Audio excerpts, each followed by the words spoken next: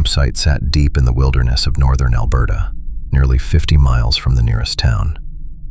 Aidan had found the location online a few months earlier while looking for somewhere isolated enough to escape for a weekend. No cabins, no tourists, no cell service, just a frozen lake surrounded by miles of forest. At the time, it had sounded perfect. Now, with the storm rolling through the forest around them, he wasn't so sure. Snow moved through the trees in long sheets of white, swallowing more of the forest every minute. By nightfall, the campsite barely looked real anymore. The tents sat clustered together near the edge of the frozen lake, their shapes softened beneath fresh snow, while the fire crackled weakly against the storm around them. Aidan crouched beside the fire, adjusting one of the logs with a stick, while sparks twisted upward into the wind.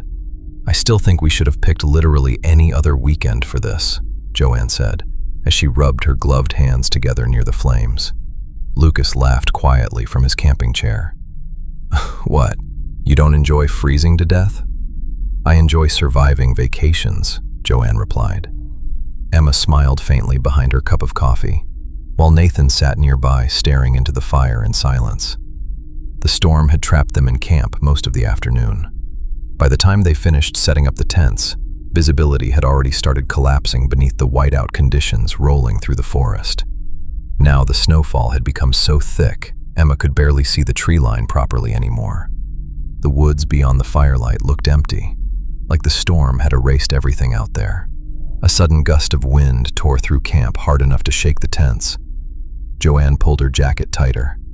"I already miss central heating," she muttered. Lucas laughed quietly. "You said this trip would be fun." "I said the photos would look fun," Joanne replied. "Big difference." Aidan smirked faintly from beside the fire. Nathan suddenly looked up. The movement was subtle, but Emma noticed it immediately. His attention shifted away from the fire toward the woods behind them. "You guys hear that?" Nathan asked. Everyone went still for a moment. Wind pushed through the trees. Snow hissed across the ground. Somewhere deeper in the forest, branches groaned softly beneath the weight of ice. "That?" Lucas asked. "That's just the storm." Nathan frowned slightly. "No," he said. "Something else." Emma listened harder. She heard nothing except the weather. Aidan shook his head. "I don't hear anything," he said. Nathan kept staring toward the trees, like he was listening for something buried beneath the storm. Lucas looked toward the forest again, trying to hear it. "Dude, there's nothing out there," he said. Later that night, the storm worsened. Wind hammered against the tents hard enough to bend the poles, while snow hissed endlessly across the clearing outside. Lucas woke to the sound of movement nearby. At first, he thought it was the weather again. Then he heard boots crunching through snow. He pushed himself upright, rubbing sleep from his eyes before carefully unzipping the tent flap a few inches. Freezing air rushed inside immediately. A figure moved through the whiteout beyond camp. Nathan. He was already halfway to the trees, shoulders hunched against the wind as snow tore around him. "Nathan, what are you doing?" Lucas shouted. Nathan kept walking. "Where are you going?" Lucas yelled again. No response. The storm swallowed him a few seconds later. Lucas stared at the spot where he disappeared, barely able to see beyond the blowing snow. Then he quickly zipped the tent shut again. "Aidan," he said sharply, "wake up!" Within minutes, everyone was awake, crowded together inside the larger tent while wind shook the canvas overhead. "What happened?" Joanne asked, pulling a blanket tighter around herself. Lucas rubbed the back of his neck, still trying to process what he'd seen. "I don't know," he admitted. "I woke up and saw Nathan walking into the woods." "You let him go out there alone?" Joanne asked. "What was I supposed to do?" "I called out to him. He just kept walking." "We need to go after him," Emma said. "In this?" Aidan asked. "We won't even make it past the tree line." Nobody argued with that. The whiteout had become too dangerous. Even standing outside camp for more than a few minutes risked losing sight of the tents entirely, so they waited. By morning, the storm had weakened enough for them to search. Fresh snow covered nearly everything. Aiden led the group through the trees while Lucas called Nathan's name repeatedly into the cold morning air. Nothing answered back except wind moving through the forest. After nearly an hour, Aiden finally stopped walking. Snow clung to the front of his jacket while his breath fogged heavily in the cold air. "We need to head back," he said. "Eat something. Then we keep looking." Lucas exhaled sharply, frustration written across his face, but he nodded. By the time they reached the clearing again, everyone looked drained. While Aiden got the fire going again, Lucas unpacked food from one of the containers near the tents. Nearby, Emma and Joanne laid out bowls and utensils across the folding table. The four of them finally sat down around the fire with their food balanced in their hands. Nobody really wanted to talk. They mostly just stared at their meals while wind pushed snow through the clearing around them. The forest beyond camp stayed silent. Then a pair of boots stopped beside the fire. Everyone looked up at once. Nathan stood over them, covered in snow and ice. Joanne stood so quickly her chair nearly tipped backward. "Oh my God," she breathed. She rushed over and threw her arms around Nathan immediately. For a second, Nathan just stood there stiffly while snow melted from his jacket into the firelight. Then he slowly wrapped one arm around her. "Jesus Christ, where did you go?" Lucas asked, staring at him. "We've been looking for you all morning." Nathan didn't answer. His eyes stayed fixed on the food near the fire. "I'm so hungry," he said. Aiden grabbed one of the bowls beside him and handed it over immediately. "Here," he said. "Sit down." Nathan took the bowl without a word and dropped down beside the fire. The others watched him in silence as he started eating. Nobody said much while Nathan ate. The only sounds came from the fire crackling softly beneath the wind and the scrape of Nathan's spoon against the bowl. He never asked what happened. Never asked if they'd searched for him. Never explained where he'd been. He just kept eating, fast. Lucas glanced at Aiden once, clearly unsettled, but neither of them said anything. Emma watched Nathan quietly from across the fire. Ice still clung to parts of his jacket despite the heat. "This is really weird," she thought. "How did he even survive that?" Nathan suddenly looked up from the bowl. Emma looked away immediately. Later that night, the storm eased enough for the forest to finally go quiet. Inside the tent, Emma and Joanne lay bundled beneath thick sleeping bags. "You awake?"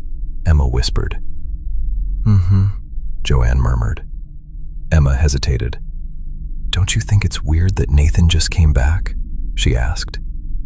Joanne shifted slightly beside her. "Well, yeah," she whispered back. "But aren't you glad he's okay?" "Well, yeah, obviously I'm glad about that," Emma said. "But something doesn't seem right. Remember when he kept saying he heard something in the forest?" "Kinda," Joanne replied. "Maybe he realized there was nothing there and came back." Emma frowned into the darkness above her. "Joanne," she whispered, "you don't just walk into a snowstorm during a whiteout." Joanne gave a tired shrug beneath the blankets. "I don't know," she murmured. "Can we talk about it tomorrow? I'm exhausted." A few minutes later, Joanne's breathing slowed. Emma rolled onto her side, pulling the sleeping bag tighter around herself. Something about it kept bothering her. Nathan should have been panicked, freezing, confused. Instead, he'd acted like nothing had happened. Eventually, exhaustion pulled her under, though her sleep never settled properly after that. The next morning, Nathan and Joanne were the first ones awake. Outside, the storm had finally weakened to a light snowfall drifting through the trees. Joanne stood near the fire pit, warming her hands around a cup of coffee, while Nathan stared out toward the forest. "I found something yesterday," Nathan said quietly. "I want to show you." Joanne immediately looked interested. "What is it?" she asked. "It's a surprise," Nathan replied. A grin spread across Joanne's face. "Oh, come on," Joanne said. "Now you have to tell me." Nathan didn't answer. Instead, he held out his hand toward her. Joanne blinked in surprise, a faint blush touching her face before she laughed softly under her breath. "You're being weird today," she said. Still smiling, she slipped her hand into his. Nathan turned back toward the trees and led her into the forest. A while later, the rest of the campers finally started waking up. Aiden crawled out of his tent first, pulling his jacket tighter against the cold while he looked around the clearing. "Where's Nathan?" he asked. Lucas stepped out a moment later, still half asleep. "No idea," he muttered. Emma crawled out of the tent, still tired, and immediately noticed Joanne was gone too. "Nathan's gone?" she asked. Aiden looked toward the woods. "And Joanne," he said. Lucas smirked faintly as he started digging through one of the containers near the tents. "Well," he said, "I'm guessing they didn't exactly leave to admire the scenery." Aiden laughed quietly. "I swear," he muttered, "if this whole trip turns into people disappearing into the woods, I'm driving home alone." Emma frowned immediately. "That's not funny," she said. "What if something happened to them?" Aiden waved the concern off. "Relax," he said. "They obviously went off together." Lucas glanced toward the trees with another grin. "Yeah," he added. "Pretty sure they don't want us finding them." Emma looked back toward the forest. Something about it still didn't feel right. After breakfast, Emma pulled her gloves on and stood from the fire. "I'm gonna go for a walk," she said. Aiden looked up from the fire pit. "Try not to disappear too," he joked. Lucas laughed quietly. Emma forced a faint smile, then turned toward the trees. The second she stepped beyond the edge of camp, her expression faded. She was going to find Nathan and Joanne. Emma wandered deeper into the forest for what felt like a long time without finding anything. The farther she got from camp, the more foolish she started to feel. Maybe Aiden and Lucas were right. Maybe Nathan and Joanne had just wandered off together for a while. Joanne had always liked Nathan. Everybody knew that.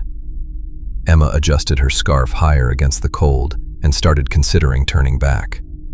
Then she saw him. Nathan stood alone between the trees, several yards ahead of her, completely still.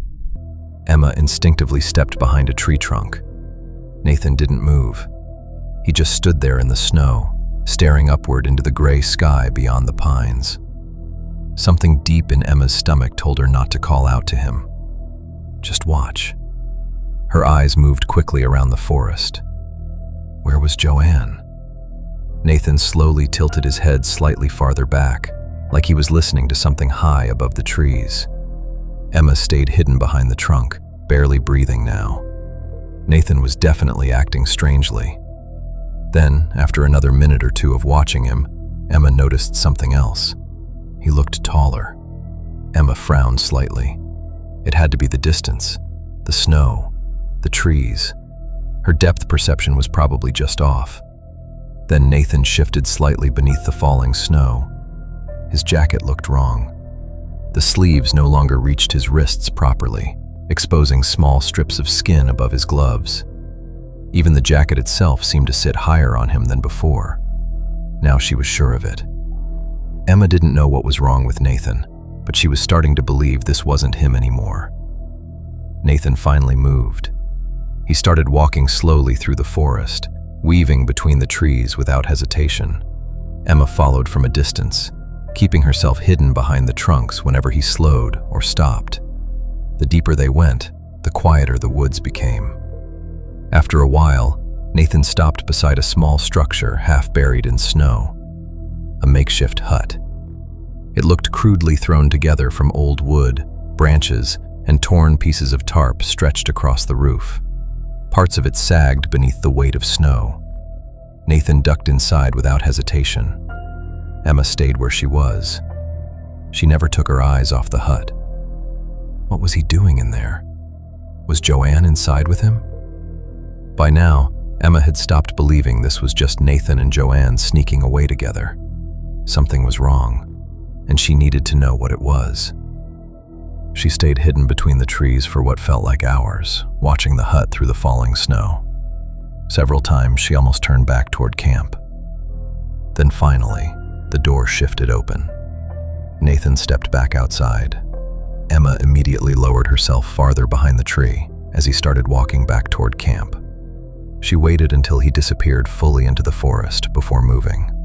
Now was her chance. Emma quietly crept toward the hut. Emma stopped just outside the entrance. A strange smell drifted from inside the hut. Something metallic, damp, animal. She covered part of her mouth with the sleeve of her jacket and slowly stepped inside. Thin strips of daylight pushed through gaps in the walls. At first, she only saw snow-covered ground and scraps of old wood. Then her eyes adjusted. A bundle of clothing sat against the far wall. Joanne's jacket. Emma recognized the pale blue sleeve immediately. Nearby, tied carefully with rope, were bones stripped almost completely clean. Emma stumbled backward. A sharp wave of nausea hit her so hard she nearly lost her footing. She hurried back outside into the freezing air, breathing hard. Her vision blurred for a moment. Joanne was gone. Nathan had brought her here. No, Nathan was gone too. Then another thought hit her. Whatever had replaced him was headed back to camp. She had to warn the others. Emma turned and hurried back through the forest. Branches scraped against her jacket as she pushed through the snow between the trees, breathing hard now. Her mind kept flashing back to the hut. Joanne's jacket, the bones tied with rope, Nathan standing silently beneath the falling snow. Emma forced herself to move faster. If she could just get back first, she could explain everything. They could leave, get in the trucks and get out of the forest before that thing returned to camp.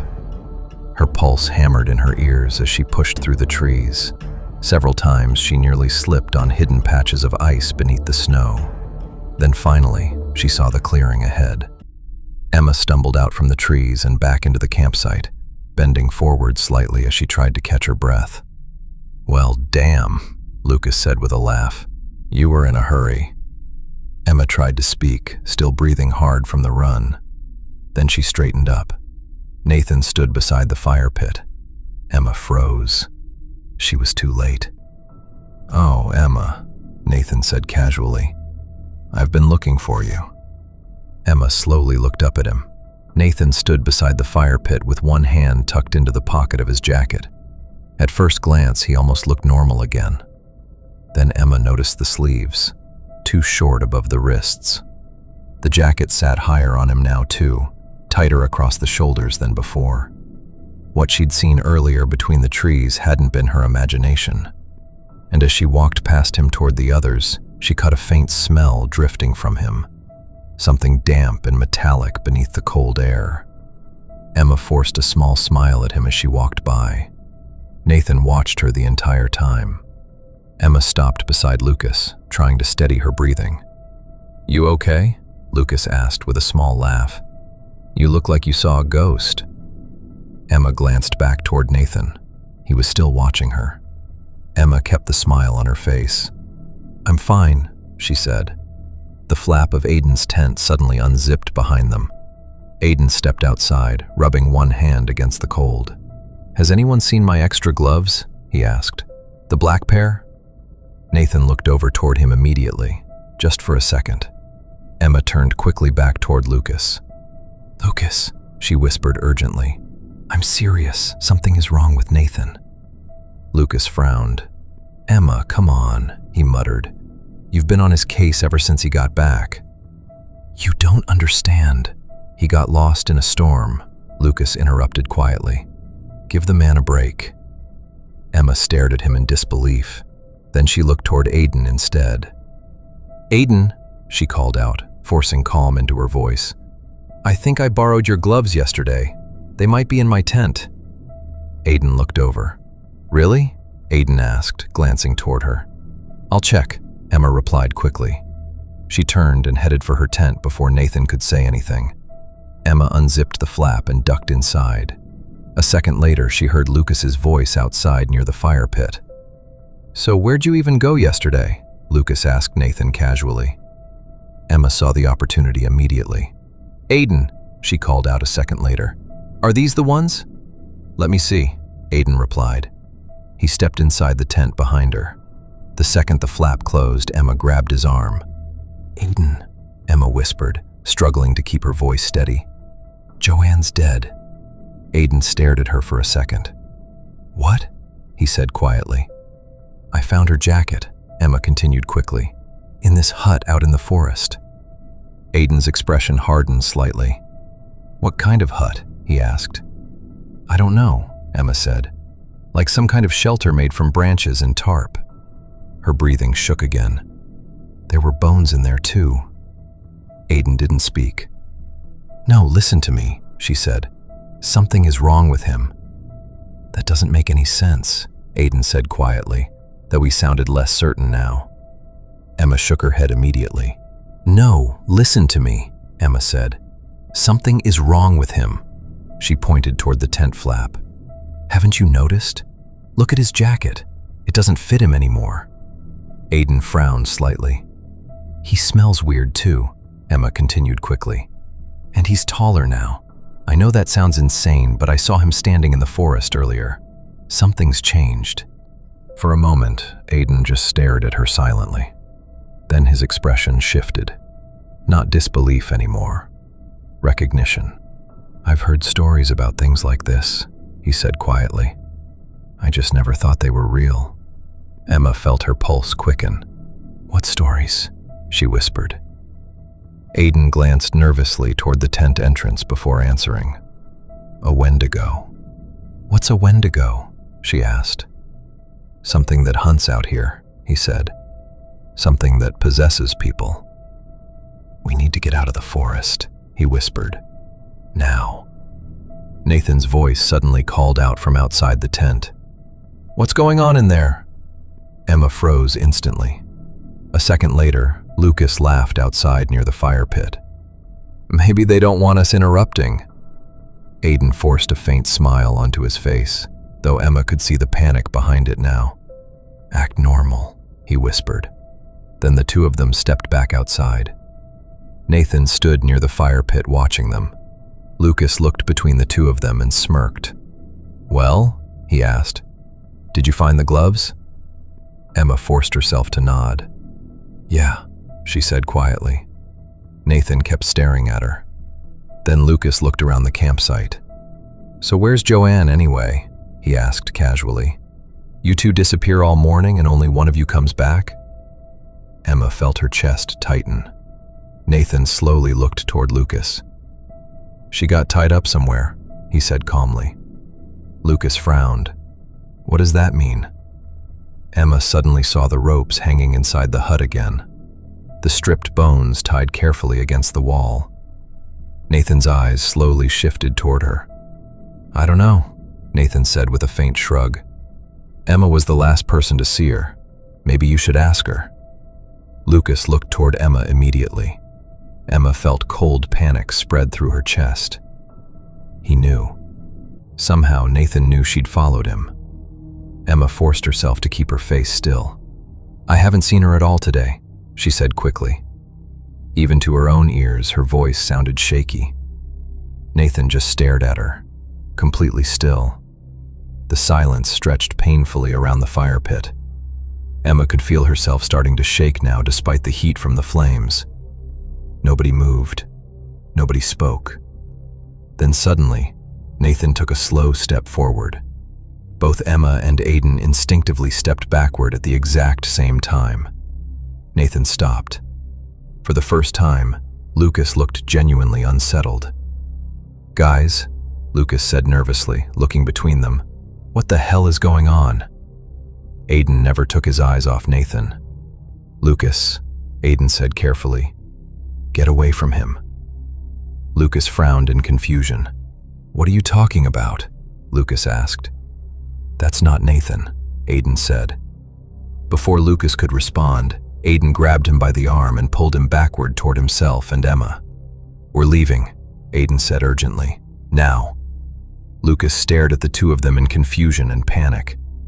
Nathan remained standing beside the fire pit, completely still.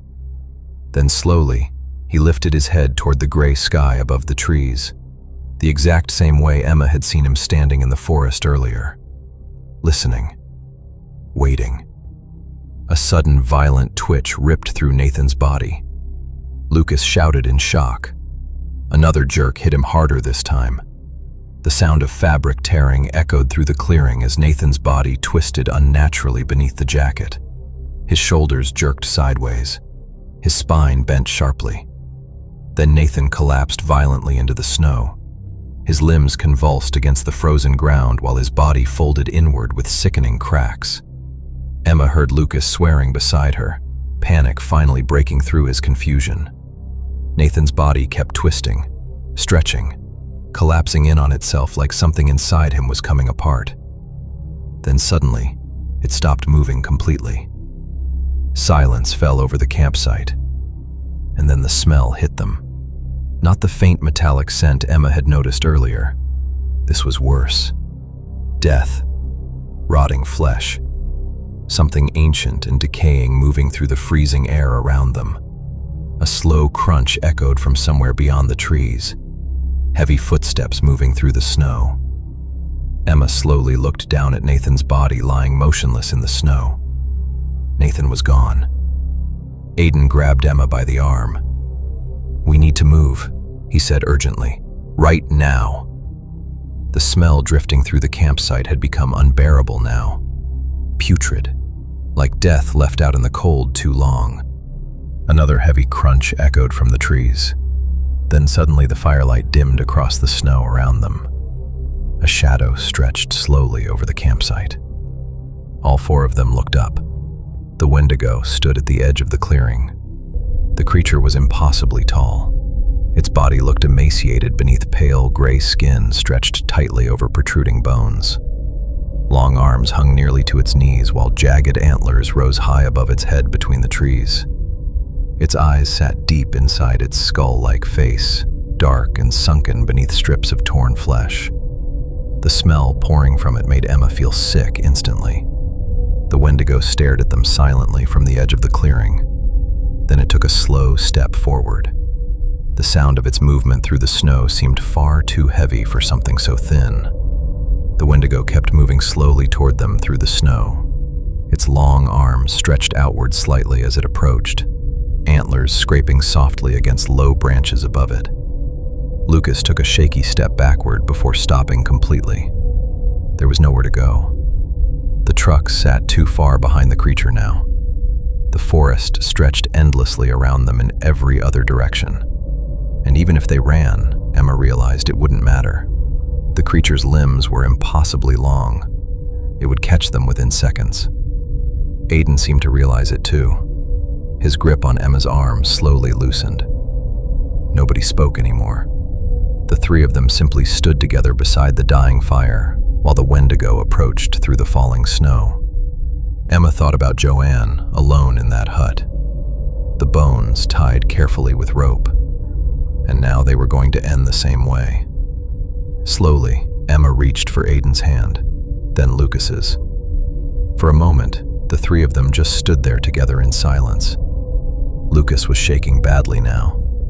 Aiden stared at the creature without moving. The Wendigo stopped a few feet away from the campsite. Its sunken eyes moved slowly across all of them. Emma felt tears freezing against her skin as the final understanding settled over the group. None of them were leaving the forest.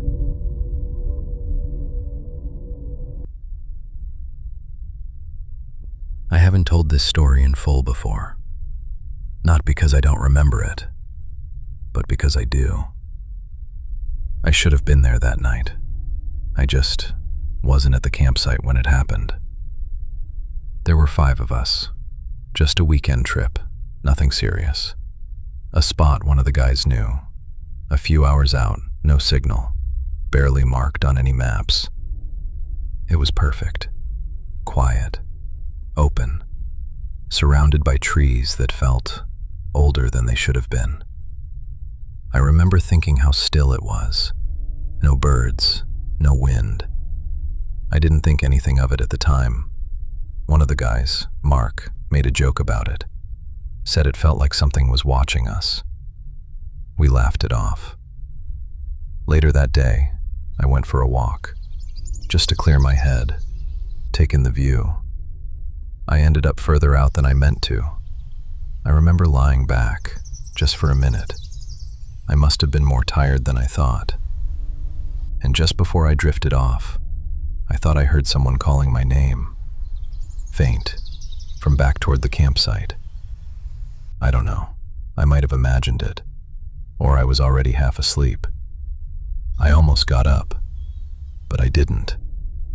When I woke up, the sun was already going down. I remember sitting up, confused, trying to figure out how long I'd been out there. It was later than it should have been. Way later. So I started heading back. I knew something was wrong before I even saw it. The silence felt different, heavier. Then I stepped into the clearing. The tents were open. One of them collapsed inward. Another unzipped from the inside. Bags were everywhere. Clothes, food, just scattered. Like people had grabbed what they could and ran, fast. One of the chairs had been knocked over, like someone stood up too fast. There was a shoe, just sitting in the dirt. One of the phones was still there. The screen cracked, still recording. I didn't play it. I didn't want to. There was no one there. No voices, no movement. Just that silence again. And then I heard something. Out in the trees. A branch snapped. Then another. Slow. Heavy. Not like an animal moving through brush. This was deliberate. Like it was coming back. I didn't wait. I didn't think. I just ran. Straight past the trees, into the dark. I could hear it behind me, moving through the forest, matching my pace. And then I heard him, right behind me. "Hey, where are you going?" I almost stopped, because I knew that voice. But he wasn't supposed to be there, and he sounded completely calm. I didn't look back. I just kept running, until I couldn't hear it anymore. Or maybe it just stopped following. I've thought about that moment a lot, back when I was lying there, half asleep, hearing my name. Because when I got back to camp, there was no one there who could have called it. They searched for days, helicopters, dogs, everything.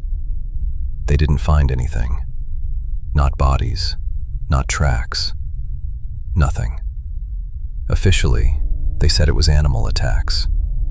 But animals don't unzip tents, and they don't call out to you in your friend's voice.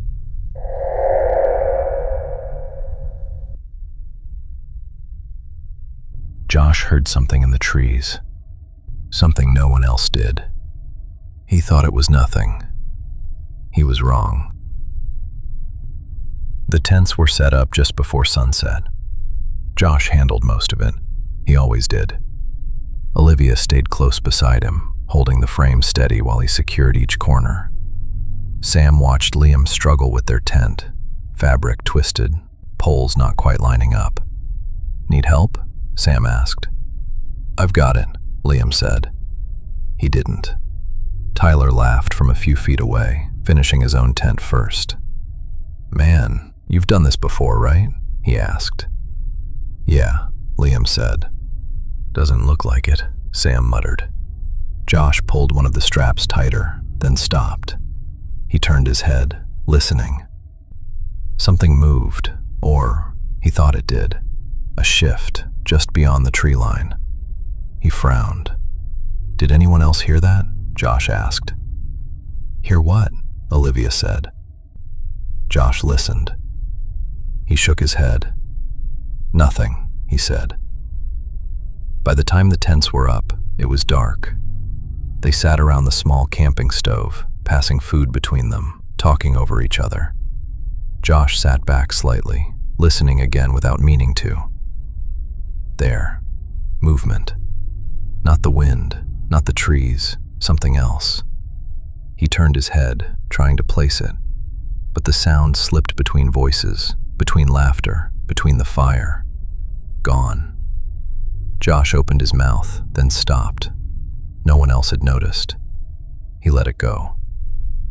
"All right," Tyler said, standing up. "I'm gonna go drain the lizard." Olivia groaned. "You're disgusting," she said. Tyler grinned, walking off toward the trees. "Don't get lost," Liam called after him. Tyler waved a hand without turning. He stepped away from the firelight, disappearing just beyond the edge of the clearing. The conversation picked back up almost immediately. Suddenly, Tyler screamed. Something crashed through the trees, immediate, violent. A body dragged across the ground, fast, through leaves and dirt, branches snapping.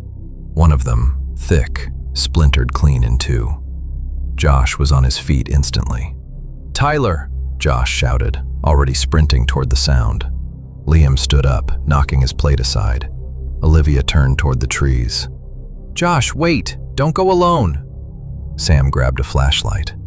Josh was already moving toward the edge of the clearing. From the trees, Tyler was still screaming. Not words, just panic, ragged, pulled further away. Fast. Then, nothing. The screaming stopped. "Tyler!"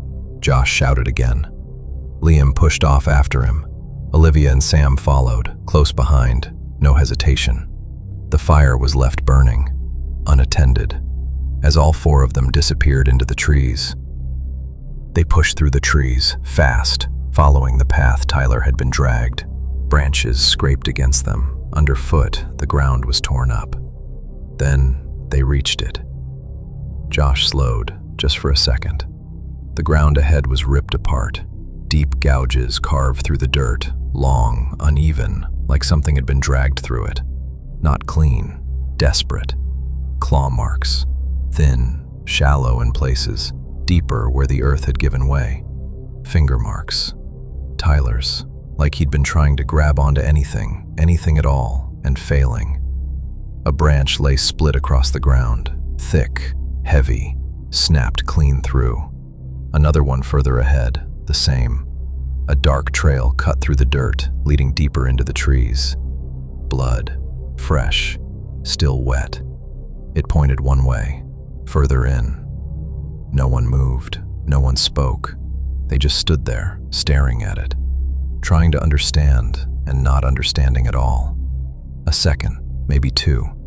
Josh stepped forward, toward the trees. Olivia grabbed his arm. "Josh, no," she said. "We can't just leave him out there," Josh said. Then he pulled free and stepped into the forest. "Stay close," he said, and followed the blood. Liam and Sam moved after him. Olivia hesitated, just for a fraction of a second, then followed too. They moved quickly through the trees, following what they could. Broken branches, disturbed ground. The blood, less now, fading, harder to track. The forest thickened, then opened. A clearing. Josh slowed, lifting a hand slightly. They stopped with him. Josh stepped forward cautiously. "Stay together," he said. Liam and Sam moved in, closing the space. Olivia stayed between them, tight, surrounded. Josh scanned the clearing. Nothing. No sign of Tyler. No blood. No disturbance. Like the trail had ended at the trees. Sam turned, eyes catching something along the edge of the clearing. A tree, marked. Long scratches carved into the bark. He stepped toward it, just a few feet, leaning in, close enough to see where the bark had been stripped back. Suddenly, "Sam, I'm over here," Tyler's voice, from just beyond the trees. Sam turned toward it, already moving. "Sam, where are you going?" Olivia said. He didn't stop. "Can you see him?" Olivia asked. "Sam, hang on," Liam said. Sam slowed, just slightly. "Don't go yet," Liam continued. A beat. Sam hesitated, caught between them and the voice. "Sam," the voice called again, more urgent this time, from ahead of him, just past the tree line. Sam took another step, then another, and passed through the trees, just out of sight. "Sam!" Josh called. For a fraction of a second, nothing. Then, the same sound. Something crashing through the trees. A body dragged across the ground, fast, through leaves and dirt, branches snapping. Sam screamed, cut short, as the sound was pulled further away. Fast. Then, nothing. Josh surged forward, but Liam grabbed him. "Josh, stop!" The forest swallowed the sound. No movement, no voice, no Sam. Olivia spoke first, quiet but certain. "That wasn't him. That wasn't Tyler," she said. Liam shook his head slowly.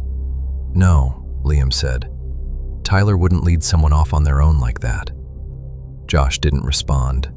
He was staring into the trees, thinking, replaying it. Josh turned, scanning the clearing. "Find something," he said. "Anything. Branches, rocks, whatever you can use." Liam moved first, grabbing a thick branch from the ground. Olivia followed, eyes scanning, picking up a jagged piece of wood. Josh didn't move far, just enough to grab something solid. They spread slightly, but stayed close, watching the trees, waiting, expecting it to come out. But nothing moved. Nothing showed itself. No sound, no sign of anything at all. A long second passed, then another. Liam lowered the branch slightly. "It's not coming out," Liam said. Josh's grip tightened. "No," Josh said. "It doesn't need to." Olivia looked between them, realizing. "It's taking us one by one," she said. Silence. No one argued, because they'd already seen it. Twice. Josh looked at each of them, making sure they understood. "We stay together. No one moves off, no matter what we hear." They didn't move. All four of them stood in the clearing, exposed, every direction open, nowhere to hide. Josh's breathing was uneven, controlled, but not steady. Liam kept turning his head, checking the trees again and again. Olivia stayed close, watching the edges, waiting for something to move. Nothing did. That was worse. "They're gone," Liam said, quiet, certain. No one argued. Josh swallowed, forcing himself to focus. "We can't be here," he said. He turned, already orienting himself, finding the way back. "We go. Now." Olivia stepped in beside him without hesitation. Liam moved in on Josh's other side, closer than before, still watching the trees. "It's still out there," Liam said. "I know," Josh replied, a breath. "Which is why we don't stop."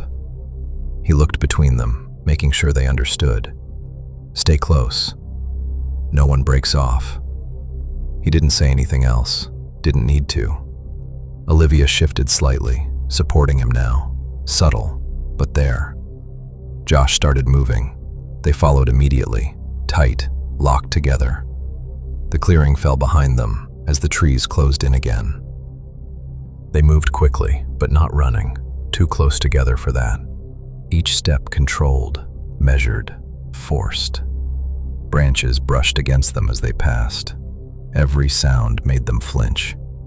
Josh led, but slower now, not by choice. His breathing was heavier. Olivia felt it, the way his weight leaned slightly into her, more than before. Liam noticed it too, but said nothing. They kept moving, step by step, through the trees. Then, "Liam." The voice came from ahead of them this time, faint, further away. They all froze. Liam's head lifted, just slightly. "Keep moving," Josh said. Liam didn't answer, but he didn't stop either. They moved again, tighter now, faster. "Liam." Closer, from the same direction, not behind, not beside, ahead, blocking the way. Olivia's grip tightened on Josh. "It's trying to turn us around," she said. Josh didn't respond, but adjusted, angling slightly, changing their path, avoiding the direction of the voice. "Liam, please, help me." The voice broke slightly this time, different, more human. Liam's breathing changed, faster, less controlled. "Don't listen to it," Olivia said. "I'm not," Liam snapped. They pushed forward, cutting through thicker brush now, forcing a new path. Then, a sound behind them, fast, closing distance. Josh turned, just enough to react. "Run!" They broke, still together, but faster now, branches hitting, feet slipping, no control anymore. Something crashed through the trees behind them, keeping pace, not rushing, matching them. Liam stumbled, his foot catching on uneven ground. Josh looked back, saw it, and turned. "Liam!" He ran back toward him, closing the distance, fast. Liam pushed himself up, just as something moved in the shadows. It caught his legs. Liam dropped, hard, dragged instantly across the ground. "Josh!" Josh dove forward, hitting the ground, arms out, grabbing Liam by the wrists. "I've got you!" Josh shouted. Liam's body jerked violently, dragged back, his grip tightening around Josh's arms, trying to hold on. "Hold on," Josh said. Olivia screamed behind them. Whatever had Liam pulled harder. His body slammed sideways, then yanked back again, unnatural, violent. The force ripped through both of them. Josh was dragged forward, then thrown, his body slamming into a tree, hard. The impact knocked the air from his lungs. Something sharp drove into his side. A broken branch, jagged, driven into his torso. Josh gasped, choking on the pain. His grip broke. Liam was ripped away, dragged into the trees, still screaming. The sound cut off suddenly. Then, nothing. Josh slid down the trunk, one hand gripping the branch lodged in his side, breathing shallow, shaking. Olivia ran to him, dropping beside him. "Josh!" He didn't answer, just gasped, trying to stay conscious. For a moment, Olivia couldn't move. Her hands were still shaking, her ears ringing from Liam's scream. Then she forced herself forward, dropping beside Josh. "Josh!" Her voice broke. He was slumped against the tree, barely upright, one hand pressed against his side. Blood soaked through his shirt, dark, spreading. His breathing was shallow, uneven. He blinked slowly, trying to focus. "Hey," he managed. Olivia shook her head, panic rising. "We have to go," she whispered. She grabbed his arm, pulling him up. Josh tried to move, a sharp breath escaping him, but he pushed through it. He stood, unsteady, leaning into her. Olivia wrapped his arm over her shoulders, holding him up. They started moving, slow, careful, every step an effort. Josh's weight dragged against her, heavy, hard to hold. She adjusted her grip, tightening, keeping him upright, not letting him fall, not letting him look like he was falling. They kept moving, through the trees. The walk felt endless, like they weren't getting anywhere, like the forest wasn't letting them leave. Josh stumbled. His weight dropped suddenly, pulling her down with him. She caught him, but barely. His body sagged against her, heavier now. She looked at him, really looked. His eyes unfocused, his breathing fading, slowing, stopping. Her throat tightened, her vision blurring. Tears welled, spilling over, running down her face. She shook her head, once, hard, like she could undo it. But she couldn't. Her grip tightened, holding him up, forcing him upright. She didn't let him drop, didn't let him collapse. She adjusted his arm over her shoulders, lifting, dragging, keeping his body moving with hers, making it look like he was still walking. Her breathing hitched, but she kept going. The trees began to thin, light breaking through, and finally, the car, right where they left it. She eased him down just enough, keeping one arm hooked around him, then reached into his pocket, fumbling, fingers clumsy. The keys.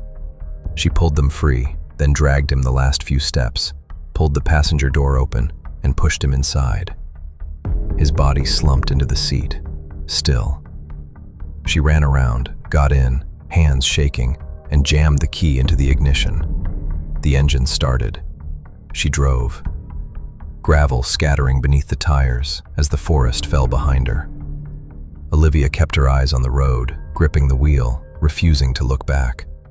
And only then did she let herself cry. Quiet at first, then breaking, her boyfriend's body beside her, as she drove away.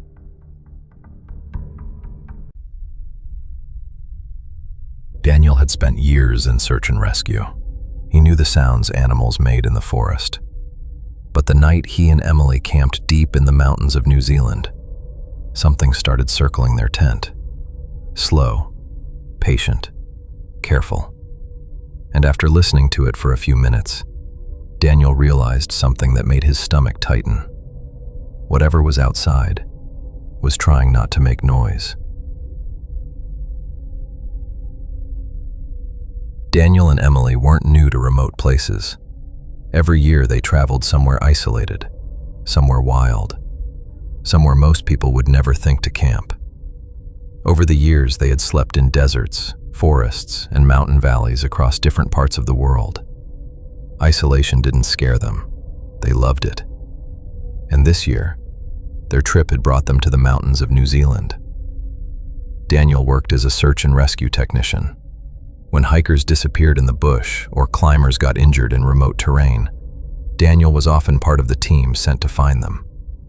The job demanded speed, strength, endurance, CrossFit before sunrise, rugby on weekends. Daniel was used to steep mountains, unpredictable weather, and carrying injured people for kilometers through difficult terrain.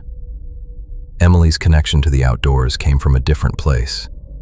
Emily taught wilderness survival courses, navigation, shelter building, fire starting, how to stay calm when something goes wrong far from civilization. Her students were often surprised when they first met her. Emily didn't look like what most people imagined when they pictured a survival instructor. She was calm, soft-spoken, warm, but she was also incredibly strong. Powerlifting was her hobby. Heavy squats, deadlifts, strength built slowly with patience and discipline. But Emily's greatest strength wasn't physical. It was observation. She noticed things, changes in the wind, birdsong suddenly stopping, footprints most people would walk past, small details that meant something in the wilderness. Together they made a very good team outdoors, which is why neither of them were worried when they chose a valley deep in the New Zealand mountains for this year's trip. No marked trails, no nearby campsites, no cell reception, just forest, just quiet. Exactly the kind of place they loved. The hike into the valley had taken most of the afternoon. The trail disappeared long before they reached their destination. After that, it was just Daniel's GPS and Emily's map guiding them through thick forest and uneven ground. By the time they reached the clearing beside a narrow stream, the sun was already dipping behind the mountains. It was exactly the kind of place they loved. Quiet, remote, surrounded by tall trees that blocked the wind. They pitched their tent near the edge of the clearing and built a small fire beside a fallen log. As darkness settled in, the forest filled with sound. Wind brushing through the branches, water moving slowly over rocks in the stream, and the occasional distant crack of a branch somewhere deeper in the woods. It all felt normal, comforting even. The next morning they followed the stream further into the valley. The forest was dense but easy enough to move through. Soft earth underfoot, moss-covered logs, the steady sound of water beside them. After about an hour, Emily slowed slightly. Daniel noticed and turned. "You good?" Emily held up a hand. "Wait." She tilted her head slightly toward the trees, listening. Daniel stood quietly beside her. "What?" Emily pointed into the forest. "Something's moving over there." Daniel stared into the trees. Nothing moved. After a few seconds, he shrugged. I don't hear anything. Emily frowned slightly. It was there. Branches shifting. Daniel smiled. You and your superhuman hearing. Emily rolled her eyes. You say that now. Daniel chuckled. I'm serious. You hear things no one else does. Emily smiled faintly. Comes in handy when I'm teaching people how not to die out here. Daniel grinned. Fair point. They kept walking. But over the next few hours, the same thing kept happening. Emily would pause, tilt her head, listening. Did you hear that? Daniel would stop and listen, but every time, he heard nothing. Sometimes Emily swore she heard something large shifting through the brush, branches flexing, leaves rustling deeper in the forest. Once she was certain she heard something moving parallel to them beyond the trees. But every time she stopped, the sound stopped too, and nothing ever stepped out of the forest. No deer, no birds, no small animals darting through the undergrowth, just trees and silence. By the time they returned to camp that afternoon, the light was already starting to fade behind the mountains. Daniel began gathering wood for the fire, while Emily set up the cooking gear near the tent. For a while, neither of them said anything. The forest felt strangely still. Daniel placed another piece of wood onto the pile beside the fire pit. Then he looked over at Emily. Hey. Emily glanced up. Yeah? Daniel hesitated for a moment. I've been thinking about something you said earlier. Emily frowned slightly. What? When you kept hearing things moving in the woods. Emily nodded. Yeah. Daniel looked toward the trees surrounding the clearing. Did you notice something else? Emily waited. Daniel spoke slowly.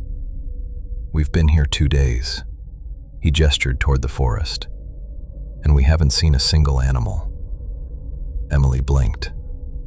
What? Daniel shook his head slightly. No deer, no birds, nothing. Emily thought back through the last 2 days. The hike in, the walk along the stream, every strange noise she had heard. Her stomach tightened. Daniel was right. Not one. In a valley this remote, animals should have been everywhere. Daniel kept his eyes on the forest. Does that seem weird to you? Emily slowly turned her head toward the dark trees surrounding their campsite, because suddenly something else occurred to her. All those noises she had been hearing, the rustling leaves, the shifting branches, the distant cracks deeper in the woods. If there were no animals in the valley, then what had been making those sounds? Darkness came quickly in the valley. One moment the mountains were glowing orange in the last light of the sun. The next, the forest swallowed the clearing in shadow. Daniel finished stacking the firewood, while Emily lit the small camp stove beside the tent. Dinner was simple. Rice, dehydrated vegetables, a small packet of tuna. They sat across from each other while the fire crackled quietly between them. For a while, neither of them spoke. The forest felt different tonight. Emily noticed it first. She tilted her head slightly, listening. The stream was still running beside the clearing. Wind moved faintly through the branches high above, but something else was missing. Daniel, Emily said quietly. He looked up. Yeah? Listen, Emily said. Daniel paused. The fire popped softly. The stream trickled over stones. Leaves shifted high in the canopy. What am I listening for? He asked. Emily frowned. There should be insects. Daniel listened again. She was right. The valley was completely quiet. No buzzing, no chirping, nothing. Daniel leaned back slightly and scanned the trees beyond the firelight. Maybe it's just cold tonight, he said. Emily didn't respond. She was still staring toward the dark tree line. A minute passed. Then Emily suddenly stiffened. Daniel noticed immediately. "What?" he asked. Emily raised her hand slowly. "Wait."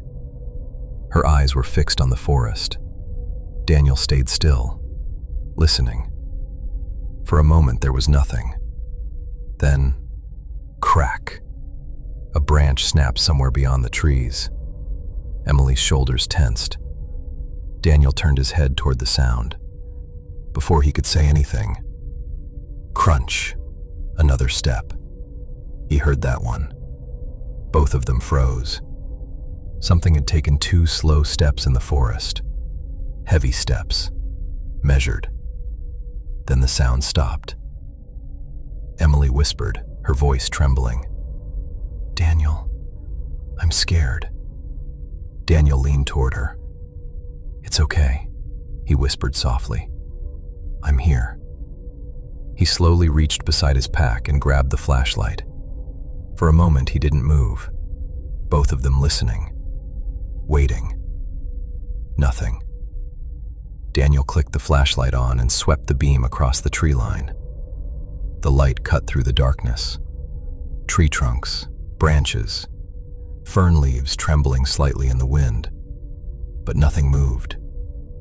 Daniel slowly scanned the clearing again. Nothing. After several long seconds, he lowered the flashlight slightly. The forest remained completely silent.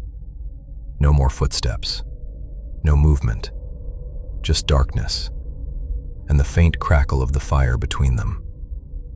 Whatever had taken those 2 steps had stopped, and it hadn't taken another one since. Morning came slowly to the valley. Thin sunlight filtered through the tall trees, turning the mist above the stream pale gold. Daniel was already crouched beside the fire pit when Emily stepped out of the tent. He was heating water in a small metal pot for coffee. Emily stretched and glanced around the clearing. The forest looked perfectly normal in the daylight. If anything had been moving through the woods the night before, there was no sign of it now. Daniel handed her a metal cup. "You slept for a few hours," he said. Emily took the cup and nodded slightly. For a while they stood quietly, drinking coffee and watching the morning light spread through the valley. Daniel finally spoke. "Probably just a deer." Emily looked at him. "That sounded heavier than a deer."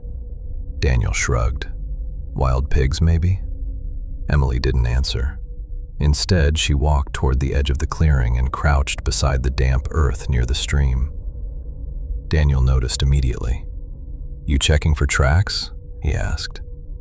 Emily nodded. "This ground should show something." The mud beside the water was soft, perfect for footprints. Emily studied it carefully. Then she frowned. "What?" Daniel asked. Emily stood slowly. "There's nothing." Daniel walked over. "What do you mean, nothing?" Emily gestured toward the smooth mud. "No tracks." Daniel scanned the ground. She was right. The mud was completely undisturbed. Not a single print. No hooves. No small animal tracks. Nothing. Daniel straightened slowly.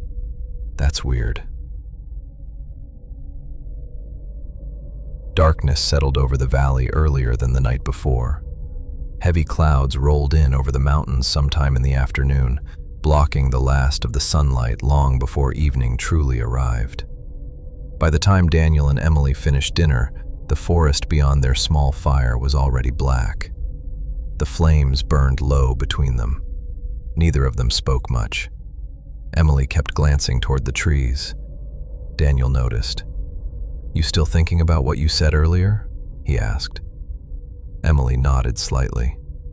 Daniel leaned forward and added another small piece of wood to the fire. "We're leaving in the morning," he said. Emily looked up at him. "Yeah," she said quietly. Something in her voice made Daniel pause. Emily stared into the darkness beyond the firelight. "Something is seriously wrong here. I can feel it." For a moment, neither of them spoke. The forest around them remained completely still. No insects, no birds, nothing moving in the undergrowth. Just the faint sound of the stream somewhere in the darkness. Daniel shifted closer and wrapped his arms around her. Emily leaned into him. "We'll be okay," he said quietly. "It's just one last night." The fire popped softly between them. Beyond the small circle of light, the forest remained silent, watching.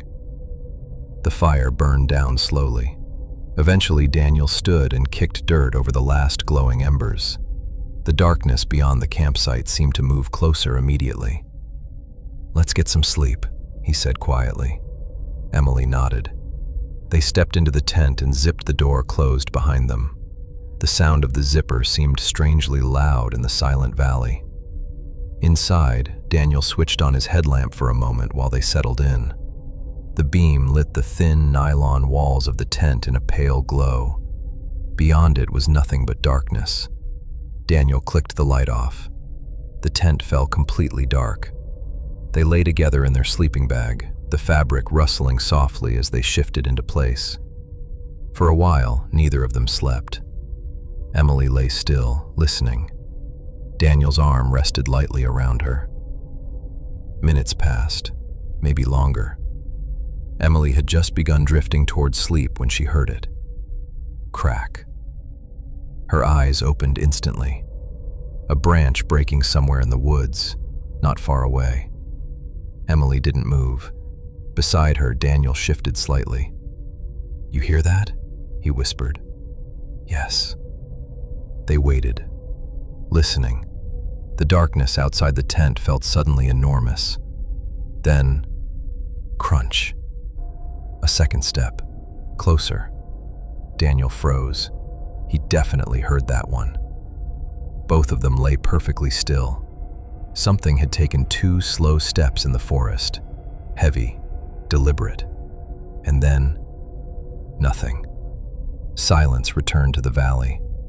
Emily's voice trembled slightly. "Daniel, I'm scared." Daniel pulled her closer. "It's okay," he whispered softly. "I'm here." For a long time, nothing else happened. Emily stayed pressed against Daniel. Neither of them slept. They just listened. The forest outside the tent remained perfectly still. Minutes passed, maybe longer.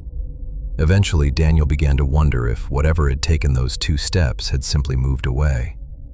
Then, crunch. Emily stiffened instantly. The sound came from right beside the tent, so close that the ground beneath it seemed to shift. Daniel felt her grip tighten around him. Neither of them spoke. They listened.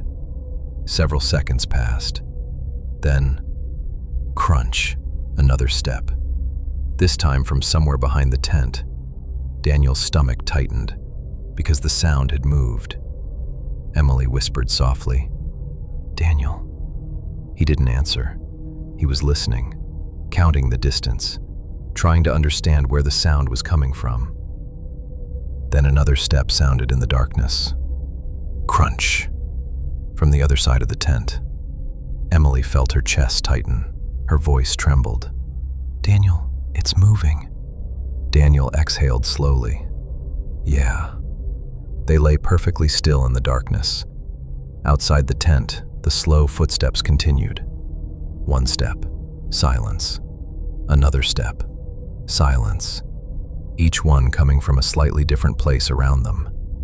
Emily swallowed, her voice barely audible. "It's walking around us." Daniel said nothing, because now he understood. The steps weren't random. They weren't moving away. They were moving in a circle, slow, patient, measured, around the tent. Emily's fingers tightened in the fabric of his shirt. Another slow step sounded in the darkness. Crunch. And then, the footsteps stopped, right beside the tent. Emily could feel the thin nylon wall inches from her face. Neither of them moved. Outside the tent, something shifted its weight. Leaves pressed softly under whatever stood there. Emily swallowed and whispered, "Daniel." "I know," he murmured. They stayed perfectly still, listening. Then the tent wall moved again, just slightly. The nylon pressed inward and slid slowly along the side of the tent, like something brushing against it, feeling it. Emily's breath trembled. Daniel's voice was barely audible. "It's testing us." Emily frowned slightly. "What?" Another faint push against the tent wall, then silence. Daniel spoke again, still whispering. "It takes a step, waits, moves again, waits." Emily's eyes widened slightly. "It's watching for a reaction." Daniel nodded in the darkness. Outside the tent, another slow step. Crunch, then silence again. Emily's voice dropped even lower. "If we just stay here," Daniel finished the thought, "it thinks we're prey." The word hung quietly in the darkness. Emily tightened her grip on him. "What do we do?" Daniel thought for a moment. Then he whispered, "We make it think we're not." Emily slowly understood. They couldn't hide. They couldn't act scared, because whatever was circling their tent was deciding whether they were worth attacking. Another step sounded outside. Crunch. Emily whispered, "What do we do?" Daniel thought for only a moment. Then he leaned close to her ear. "When I count to 3, we make as much noise as possible." Emily nodded slightly in the darkness. Daniel tightened his grip on the flashlight. Outside the tent, another slow step, moving along the wall. Testing. Waiting. Daniel whispered, "1." Emily took a breath. 2. Another faint shift in the leaves outside. Then Daniel suddenly roared, "Hey!" The flashlight exploded on, blasting white light through the thin nylon wall. Daniel slammed his hand against the side of the tent. "Get out of here!" Emily shouted with him, hitting the tent wall with both hands. The nylon snapped outward with each strike. For a split second, there was movement outside. Something tall, a shadow shifting in the beam of light through the fabric. Then, crash. Branches snapped violently in the darkness. Something large moved through the trees, fast. The sound of heavy movement tore through the silent forest. Then suddenly, it stopped. Daniel froze, listening. The forest returned to silence. Emily's breathing was shaking now.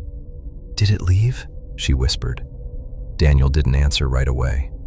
He slowly lowered the flashlight, because the sounds hadn't moved far. They had only moved into the trees, and now the forest was quiet again, like something standing just beyond the darkness. For several long minutes, nothing happened. Daniel kept the flashlight pointed toward the tent wall. Emily stayed pressed against him inside the sleeping bag, listening for even the smallest sound. But the forest outside remained perfectly still. No footsteps, no shifting leaves, nothing. Emily whispered, "Why isn't it moving?" Daniel didn't answer right away. He was thinking. "It knows we're here," he murmured. Emily nodded. "Then why just stand there?" Daniel glanced toward the thin nylon wall of the tent. "Maybe it doesn't like what it can't see."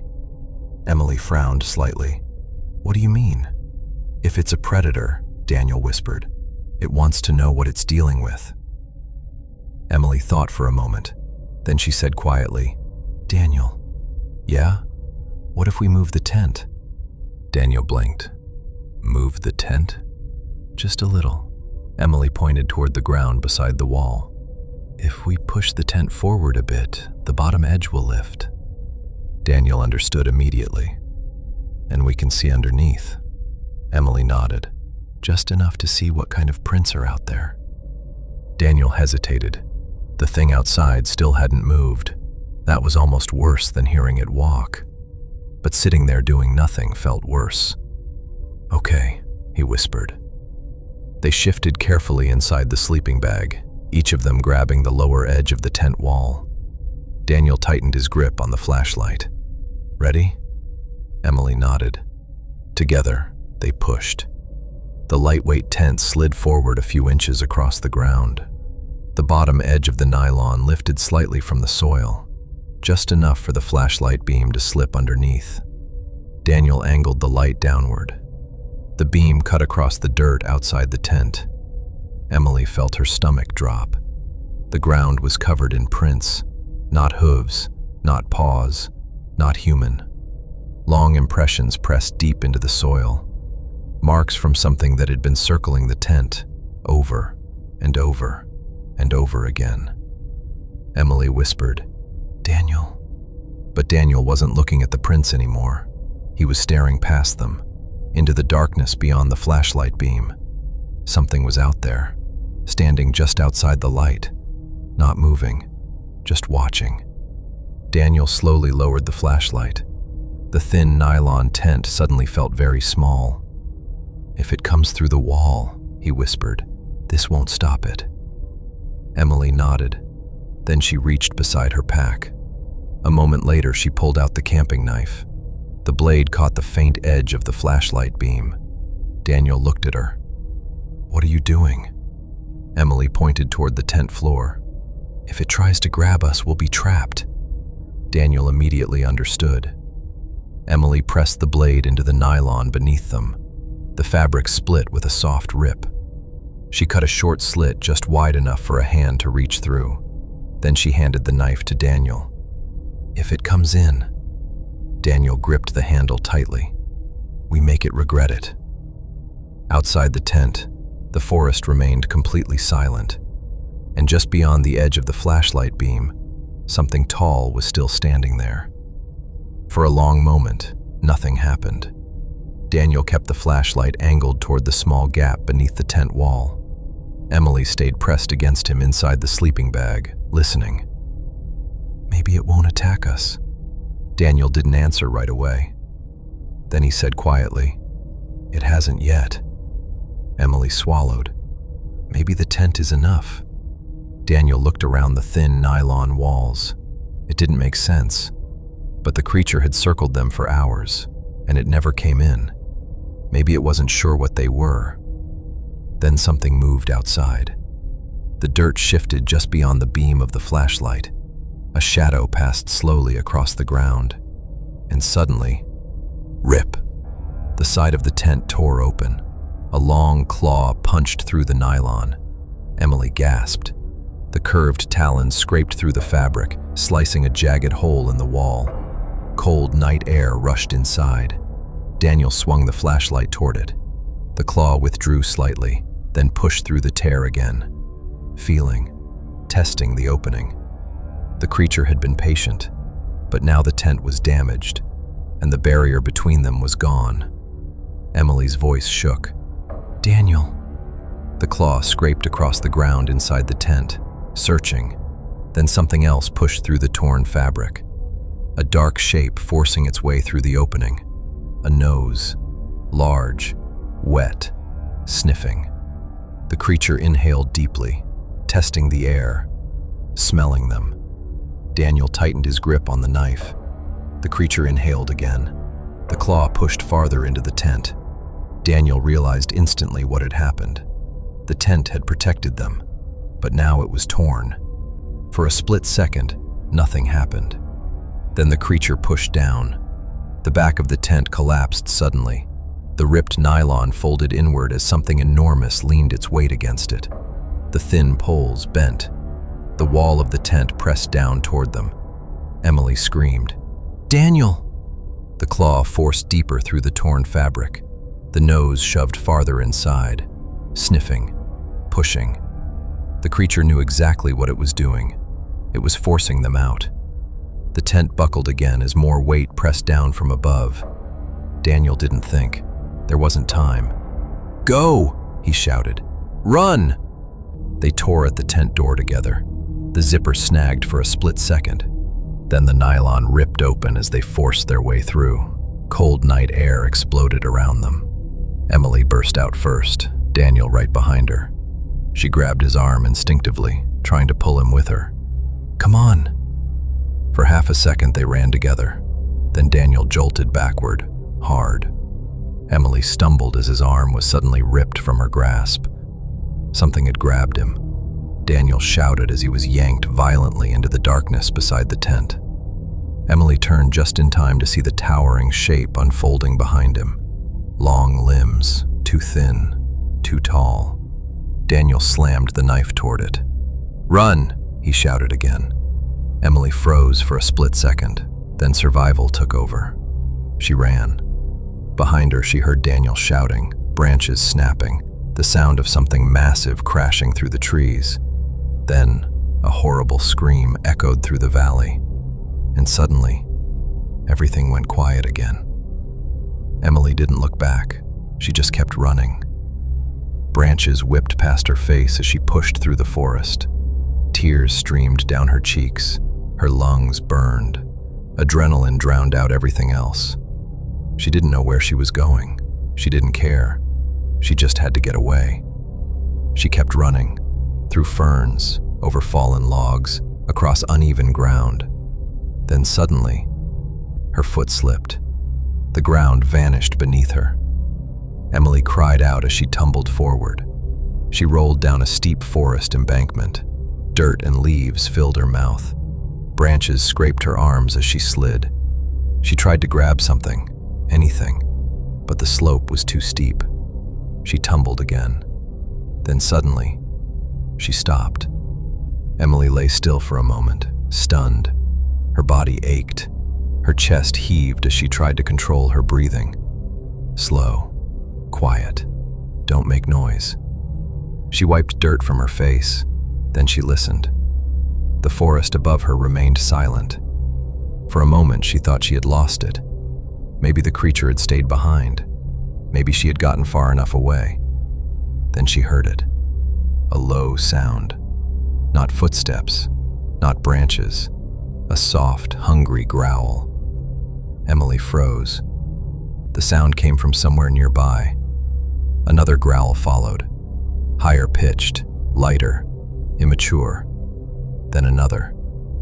And another. Emily slowly lifted her head. The ground around her shifted slightly. Dark shapes moved among the leaves.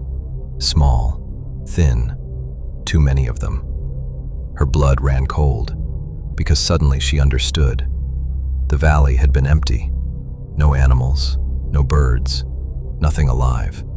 Not because the creature hunted there, because this place was its den. And the things moving toward her now weren't the creature from the tent. They were its babies, hungry.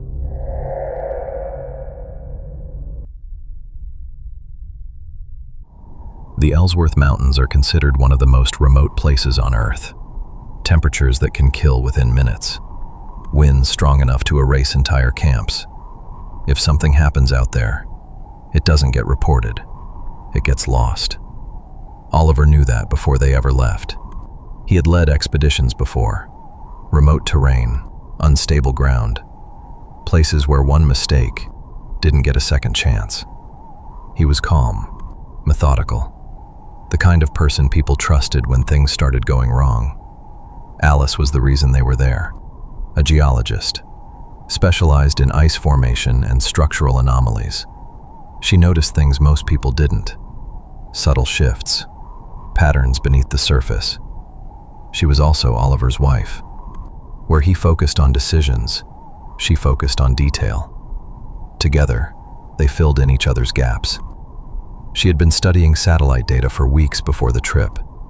Something in the Ellsworth Range didn't line up. Not enough to raise alarms, but enough that she wanted to see it for herself. Matthew handled communications, radios, tracking, recording equipment. If anything went wrong out there, he was the only way anyone would ever know. He didn't talk much, but he noticed everything. James was there because every team needed someone like him. Strong, practical, the kind of person who kept things moving, even when conditions turned against them. He didn't overthink things, didn't dwell on what-ifs, which was exactly why Oliver trusted him. The plan was simple. Fly in, set up a temporary camp, then leave. No extended stay, no unnecessary risk, just a routine expedition, in a place where routine mistakes didn't get fixed. They weren't looking for anything unusual. They weren't expecting to find anything at all. That's why, when the camp came into view, none of them believed what they were seeing. The landing wasn't smooth. It never was out there. The aircraft touched down hard against the ice, a short skid, then a slow correction as the pilot fought the crosswind. No runway, no markers, just a stretch of compacted snow, chosen hours earlier from satellite and weather data. Oliver didn't move when they stopped. He waited, listening, feeling for any shift beneath the aircraft. Then, "All right," he said. "We're good." The door opened into white. Wind moved constantly across the surface. Not violent, but enough that it never let you forget where you were. James stepped down first, boots hitting the ice with a dull, solid sound. He stamped once, then again. "Solid," he said. "It should be," Alice replied. "Surface layer's been stable for weeks." Matthew followed, scanning the horizon. There was nothing to fix on, just distance, white blending into white. Oliver stepped down last. His eyes moved once across the area. Wind direction, spacing, exposure. "Unload," he said. "We anchor first." Crates came down in sequence. Nothing set aside, nothing left loose. James drove the first ice anchor in, short, controlled strikes, testing resistance as he went. He leaned his weight against it once it was set. It held. "Good," Oliver said. The tent stayed low to the ground, angled into the wind. Lines pulled tight immediately, before the gusts could take them. Matthew secured the comms mast next. Compact, reinforced. He adjusted the angle slightly, watching the signal stabilize. "Signal's up," he said. Oliver nodded once. "Log it." Alice had moved a short distance from the camp. Not far enough to be alone, just far enough to see it clearly. She crouched, brushing a thin layer of snow aside. The surface beneath was dense, consistent, exactly what it should have been. She stayed there a moment longer than she needed to. "Something wrong?" Oliver asked. Alice glanced back at him, then toward the equipment. "No," she said. "Just checking layering." They moved out 20 minutes later, packs light, just what they needed for the survey. No one took unnecessary weight, not out there. Oliver led, not fast, not slow, a pace that kept them together without forcing anyone to adjust. They didn't walk in a line, not directly. Each of them spaced out, just enough to avoid following the exact same path. James drifted slightly to the right, Matthew to the left. Alice stayed just behind Oliver, matching his pace without needing to look at him. The ground felt solid, consistent underfoot. No hollow sounds, no give. Still, no one stopped checking. The wind stayed steady. It flattened the surface around them, smoothing edges, softening anything that stood out. After a while, distance started to lose meaning. The camp behind them disappeared first. 2 kilometers? James said. "That's what you had?" "Just under," Alice replied. She didn't look up from the tablet. "We're close." Matthew glanced back once. Nothing behind them, just wind and snow moving across the surface. "You ever notice how fast everything disappears out here?" Matthew said. James shrugged. "That's the point." Alice slowed slightly, just enough to fall half a step behind Oliver. He noticed. "What is it?" Oliver asked. "Nothing," Alice said. She kept walking. "It just feels flatter than it should." Oliver looked ahead. The terrain hadn't changed, not visibly. "Surface drift," he said. "Wind evens it out." Alice didn't respond. A few moments later, James stopped. He raised a hand, pointing ahead. "Hold up," he said. Everyone stopped. Something broke the surface in the distance. Low shapes, half buried, dark against the white. Matthew narrowed his eyes. "Is that the site?" he asked. "No," Oliver said immediately. He was already studying it. That's not our site. They moved closer. Oliver angled them slightly, keeping distance between each of them. The shapes became clearer. Tents, more than one, properly set, properly anchored. James frowned. That's a full setup, he said. Matthew kept looking at it. Wonder what they're doing out here. They weren't near any mapped route. There had been no coordination, no radio chatter, nothing logged. Oliver stood still, scanning the site. Alice turned slowly, checking the surrounding ground. Matthew looked toward the comms mast. James watched the tents. No movement. Oliver stepped forward slightly. "Hello?" he called out. The word didn't travel far. The wind broke it apart almost immediately. James tried next, louder. "Hey, anyone there?" Nothing came back, not even an echo. Matthew shifted his stance, looking past the tents.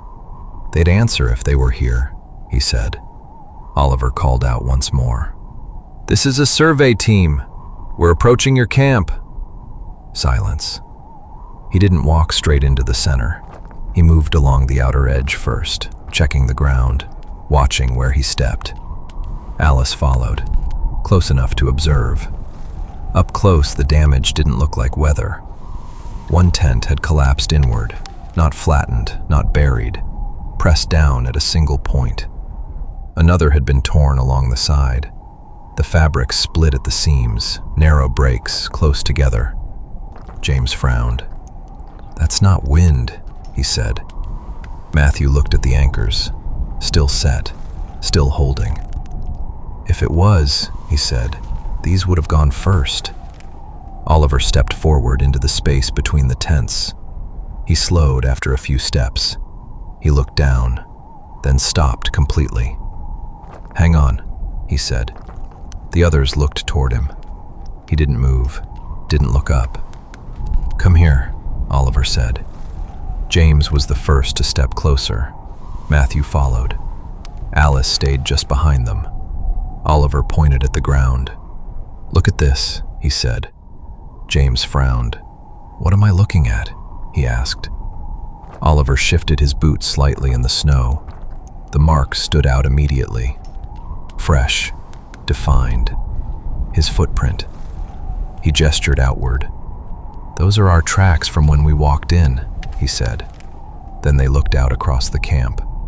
The snow between the tents was smooth, completely untouched. No footprints, no paths, no sign that anyone had moved through the camp at all. Matthew leaned in slightly. "That's not possible," he said. James shook his head. "Wind?" he said. Oliver didn't answer right away. He stepped sideways, slowly. Another footprint. Clean, sharp. He looked back at them. "There's nothing under this," he said. "No older prints, no compression." Matthew stared at the ground again. "So they never walked out," he said. Oliver looked across the entire site again. The tents, the equipment, the ground. Everything was still there, except the people. "That's impossible. A group doesn't just vanish," James said. Oliver looked across the tents again. "Something happened here. We're just not seeing it yet," he said. James let out a short breath. "So what? Injury?" James said. "They move someone? Lose the tracks in the wind?" Matthew glanced toward the comms mast. "No call for help either," Matthew said. The wind picked up slightly. A loose line snapped tight, then slack again. "We're not going to figure it out standing here," Oliver said. James nodded and turned back toward the nearest tent. Matthew moved toward the comms setup. Alice stepped toward the supply crates. "Start checking the tents, gear, anything that tells us what happened." Oliver glanced between them, then turned and began checking the nearest tent. James checked the second one himself. Same result. "Nothing here. Same setup, same gear. No sign anyone packed up," he said. Oliver moved on without replying. He checked the next tent. Matthew stayed near the comms equipment, working through it, checking connections, power, signal. Alice had moved beyond the edge of the camp, not far, just enough to take in the full layout. She stood there, looking back at it. The spacing, the ground, the way everything sat undisturbed. It didn't add up. She narrowed her eyes. "It's just not possible," she said. The wind pushed harder now, snow lifting from the surface in thin sheets. Oliver finished with the tent and looked up. He spotted her at the edge of the camp. He walked over. "Find something?" he said. Alice didn't take her eyes off the ground. "The surface," she said. "It shouldn't look like this." The wind rose again, stronger this time. Oliver glanced out across the camp. Visibility had already dropped slightly. "We don't want to be out here if that builds," he said. Alice finally looked up. "Give me a minute," she said. James approached from the tents, pulling his jacket tighter. "Wind's picking up fast," he said. The gust hit harder this time. Snow swept across the camp in a steady stream. Not full yet, but noticeable. Oliver looked between them. "All right, wrap it up," he said. "We head back if this turns." James nodded. Alice turned back toward the camp. Another gust, stronger. They turned together and started back toward the center of the camp. The distance hadn't changed, but the visibility had. Snow moved fast across the surface now, thick enough that it blurred the shapes ahead. The tents were still there, but harder to make out. The mast, the equipment, fading in and out through the blowing snow. Oliver kept his eyes fixed ahead. As they got closer, the outlines sharpened again. The tents, the mast, the supply crates. The storm had settled into something heavier now. Not a full whiteout, but enough that visibility dropped every few seconds beneath the blowing snow. Oliver brushed snow from the side of his hood as they walked. "We don't have time to sit on this," he said. "We log everything, report it back to base, then continue to the survey point." James nodded immediately. "Works for me," he said. "This place gives me a bad feeling." Alice looked back across the damaged tents. "We should document all of it first," she said. "The layout, the damage, everything." "We will," Oliver said. The three of them kept moving through the camp. Then Oliver slowed slightly. "Where's Matthew?" he said. James looked toward the comms mast through the snow. "Still over there, I think," he said. Oliver stopped walking. The mast was visible. Matthew wasn't. Oliver called out to him. The wind carried the sound away almost immediately. Nothing came back.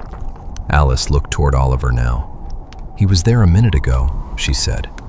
Oliver tried again. Still nothing. The three of them started toward the comm setup together. Snow pushed across the ground in long, thin sheets, visibility shifting constantly around them. By the time they reached the mast, Matthew was gone. The equipment still stood upright.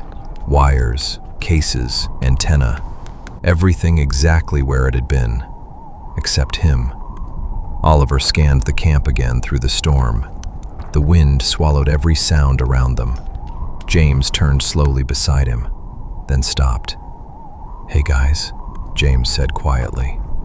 Oliver and Alice looked toward him. James pointed down at the ground. "Look." Oliver frowned. "What am I looking at?" he said. James stared at the snow around the comms setup. "The tracks," he said. Oliver looked down properly now. The snow around the mast was smooth. No older footprints. No tracks leading away. The only prints left were theirs. Fresh, sharp, leading from the edge of the camp to the mast. Everything else was gone, just like before. James kept staring at the ground. Oliver crouched beside the tracks. Snow swept around his boots as he studied the surface. The fresh prints were still clear, defined, but everything beneath them, everything older, was gone. Alice looked out across the camp again. "The storm's not strong enough for this, not this fast," she said. James shook his head. "Even if it was, it wouldn't erase everything evenly," he said. Oliver ran a gloved hand across the surface beside the tracks, smooth, untouched. "Matthew was standing here," Oliver said. "There's nowhere he could have gone." James turned slowly in place.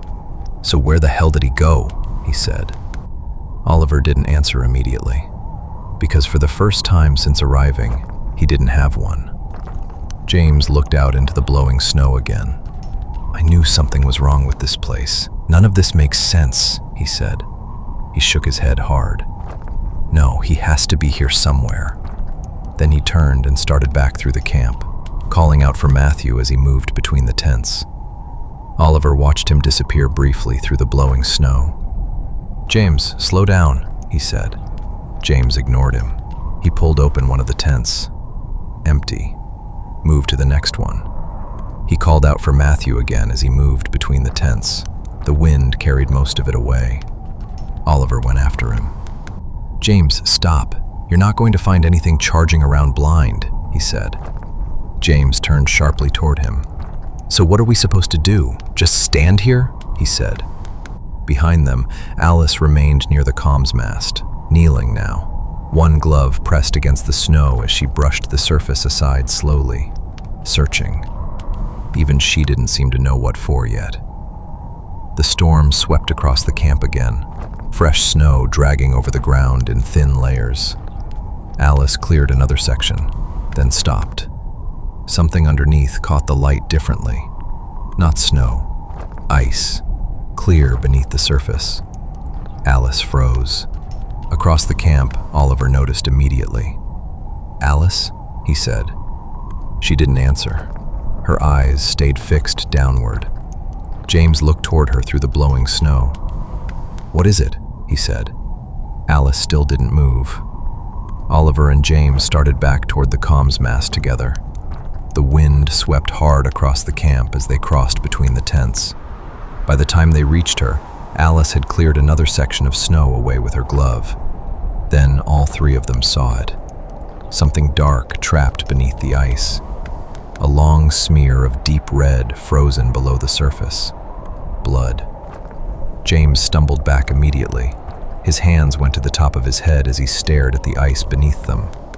The storm swept across the camp again, snow hissing over the exposed surface around the mast.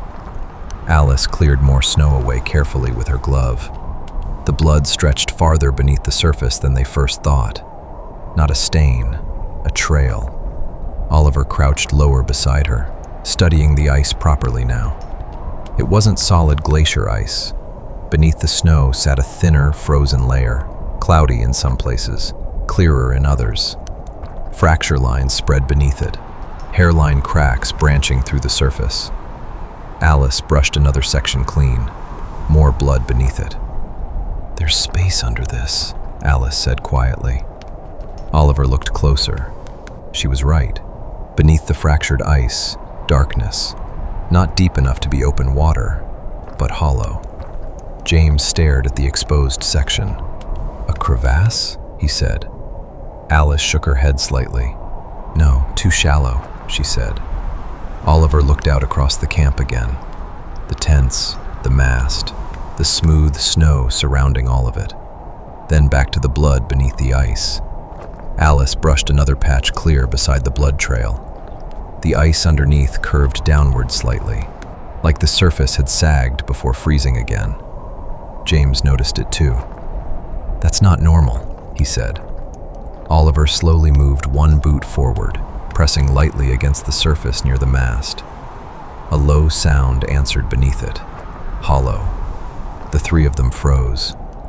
Another sound followed, not a crack, movement, something shifting far below the ice. James backed away first. "Oliver," he said. A thin fracture line suddenly snapped across the surface near the mast. Snow dropped through it instantly into darkness below. Then the ice settled again. Silence beneath the storm. None of them moved, because whatever was under the camp was still down there. Then all three of them saw it. Movement beneath the snow beyond the tents.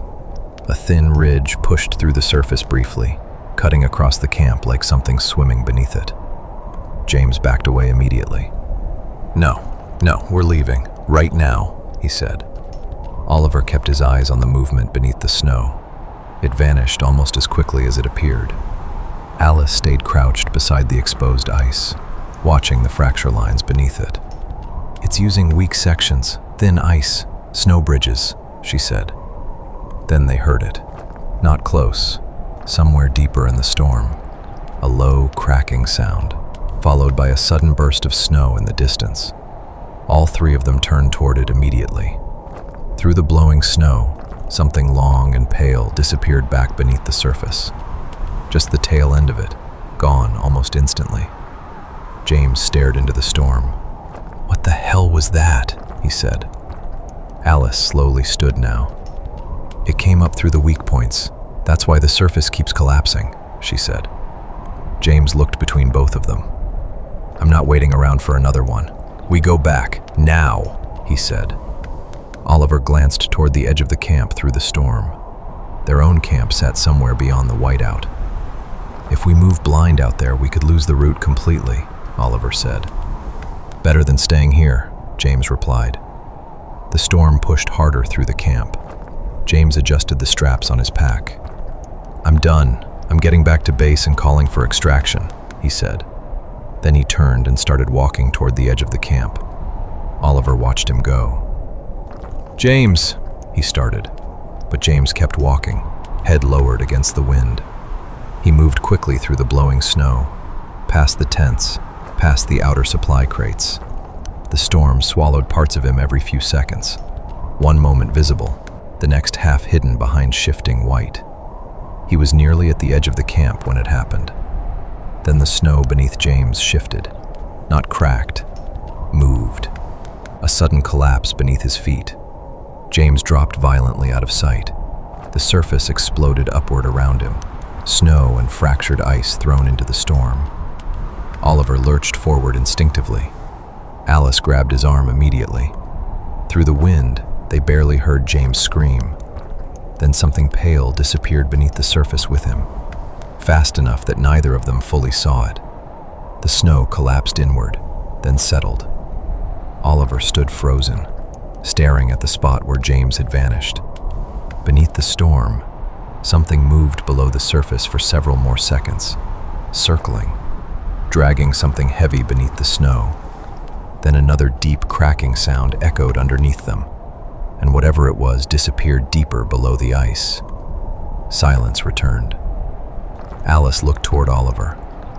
"We didn't hear Matthew scream either," she said. Oliver swallowed hard. Then the two of them started toward the spot together, slowly, watching every step. The storm swept hard across the camp as they approached.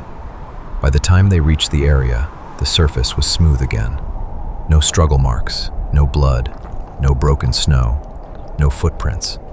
Just fresh snow drifting across flat ground. Alice stared at it in disbelief. "That's impossible," she said. Oliver crouched slowly near the surface. The snow felt packed, flattened, deliberately.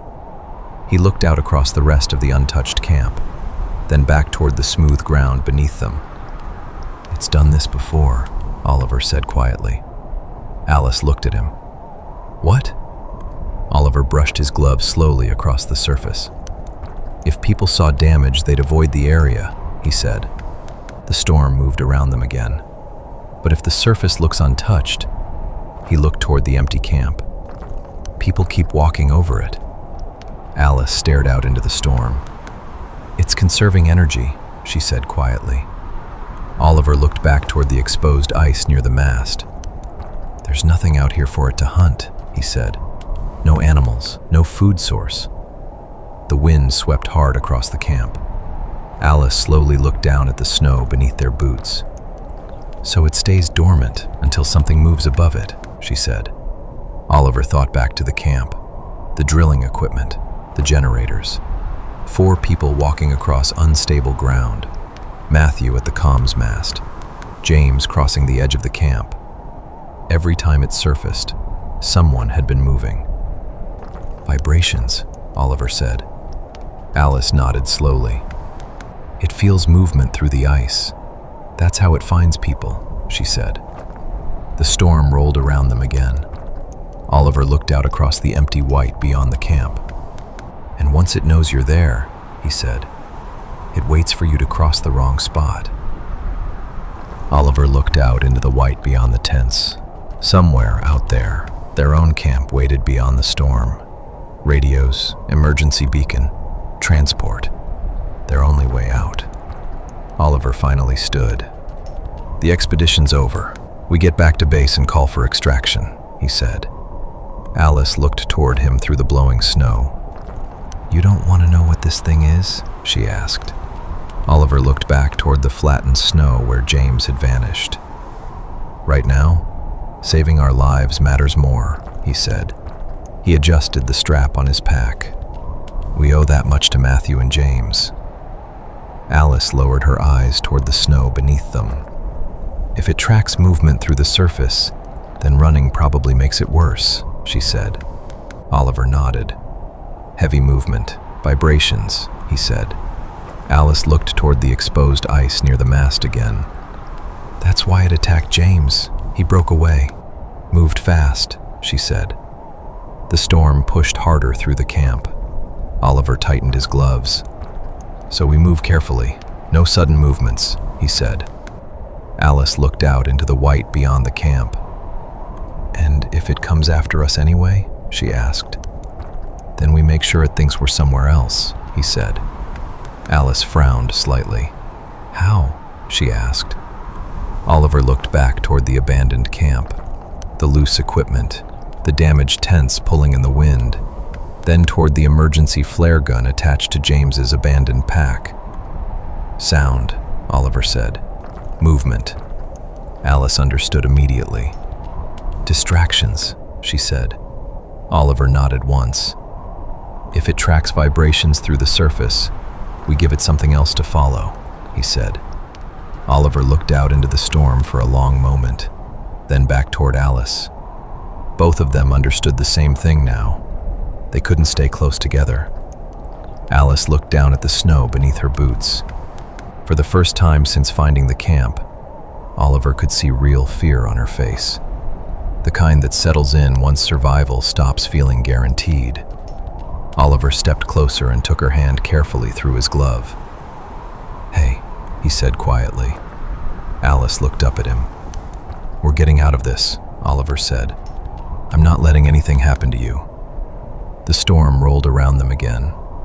Alice held his gaze for a moment longer, then nodded once. A little steadier now. Oliver slowly let go of her hand. "Far enough apart to spread the vibrations, but close enough we can still see each other," he said. Alice nodded again. "And the storm helps cover us. Less chance it isolates a single movement," Oliver continued. Then they started back toward their camp. Oliver walked ahead slightly. Alice stayed several yards to his right. Every step was deliberate, slow, careful. Neither of them spoke much.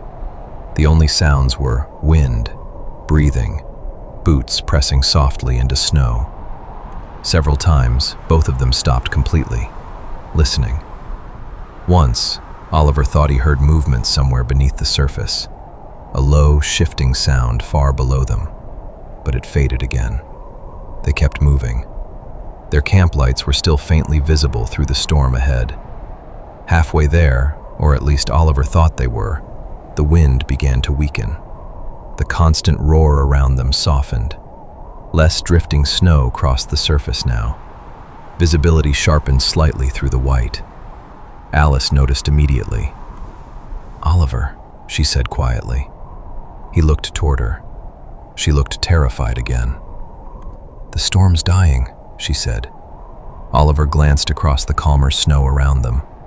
The quieter it became, the more exposed they suddenly felt. "We can't stop now. We're too close," he said. They kept moving. Then Alice stopped abruptly. "Oliver," she whispered. Something in her voice made him freeze instantly. He turned carefully toward her. Alice wasn't looking at him. She was staring straight down at the snow in front of her. Oliver followed her eyes. Beneath the thin layer of drifting snow, something enormous rested under the ice below her.